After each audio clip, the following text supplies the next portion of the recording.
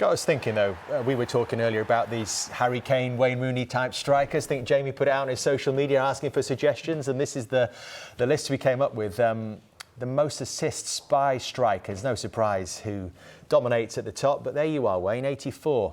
We talked about Totti as well in that list. Some great, I just love the quality of the names on there as well. Yeah, no, I think with top players, what you want to do is you want to score and you want to assist goals. And there's no surprise, obviously, Messi and Ronaldo, I think their teams have scored a lot more goals as well, but it's no surprise all them players are on there because they're all great players in their own right. And probably the surprising one is probably Aguero. I didn't think he'd be that high up. Do you think it elevates players to have both of those notches on your belt? The goals and the assists? I don't think Ronaldo will be concerned about his assist there. I think he's just goals. I think Messi's more... He likes to assist as well, but I think Ronaldo's just goals, so I don't think he'll be too fussed on them. The thing I when I look at that, amazing players, goals and assists, but again I go back to sort of Kane. I think they're all sort of slightly different to Kane, and probably you're the closest, or sort of that similar thing of sort of dropping deep and pinging those passes. A lot of the assists from them, it might be dribbles or little slip passes through. And I always think of, I've said you and Kane, I always think go back to sort of Kenny Dalglish, that type who right up front and then playing those killer passes. But obviously there's a couple of players on there who we saw in the Premier League, and we're going to look at some of them now. I'm thinking of strikers and trying to get clips of people who could play right up front and then drop into that position. And one of those was Cantona, who probably famous for being deeper in the Premier League, but definitely started his career as a centre forward. And I mean, I can't really remember this assist, but this is outrageous, isn't it, this one? That's brilliant. Brilliant. I think as you said, Cantona's a player who did play a lot deeper, but... Bergkamp was someone who played right up front at Ajax and then obviously played this role for Arsenal. I think the difference with Harry Kane and Bergkamp and Cantona and myself even is he's a goal scorer. He's an out-and-out goal scorer. So was this fella. He loved assists though, didn't he, as well? Talks a lot about the assists. But Harry Kane, even more than Thierry Henry, is a goal scorer, and he's developed his game to actually be a goal scorer and a number 10, if you like. Everyone on Jamie's Twitter feed said Suarez. But again, listen, they're all great players, these players. That's why we're showing clips of them. But I think there is a slight difference in terms of... You mentioned Thierry. I think Thierry's still got the record for the most assists in the Premier League. The best player in the Premier League for me. But maybe a lot of his assists was sort of beating someone and rolling it across the box for someone to come in. And I just do think it is a little bit unique what we're seeing in terms of, you know, what you did, you drop deep and almost become like a playmaker from that centre-forward position. But the one thing that I think it is different is that you played with a striker, or Cantona played behind a striker, Bergkamp. Harry Kane's not playing as a number 10. He's playing as maybe a false 9. He's not playing behind a striker. So it is slightly different. I wanted to ask you about what has happened to the number 10. Every team used to play with them. Now we just don't see it.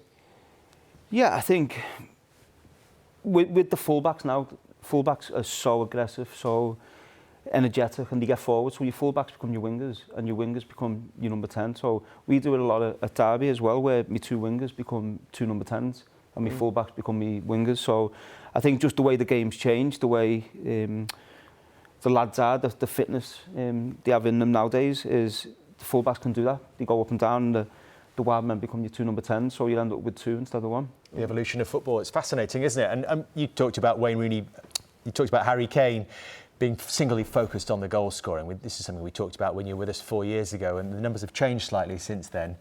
In fact, I was told earlier, I think he scored 74 goals since you were last with us in the Premier League in those 4 years. And so on the right-hand side, we'll start with, you know, he's obviously closing you down. It's surely a matter of time, isn't it, before he goes past you in terms of the England numbers? Yeah, it is, and I've said it before, I'd be delighted for him to do that. I was so surprised he didn't play against Ivory Coast. I think he was. Honestly, I was so... Because I think for him, I think for Gareth as well, he should try and get that record before the World Cup so it doesn't become a distraction. So I would have played him, I would try and get that record before the World Cup comes along, and then there's no distraction on it. There is that chunk of Nations League games in June and a couple more in September, so maybe he will get there before then. And then Premier League record, he's still got a bit of work to do to hunt down Alan Shearer. So what we got, 83 goals he needs? Yeah, I think he gets it. I think he beats Shearer. I think he...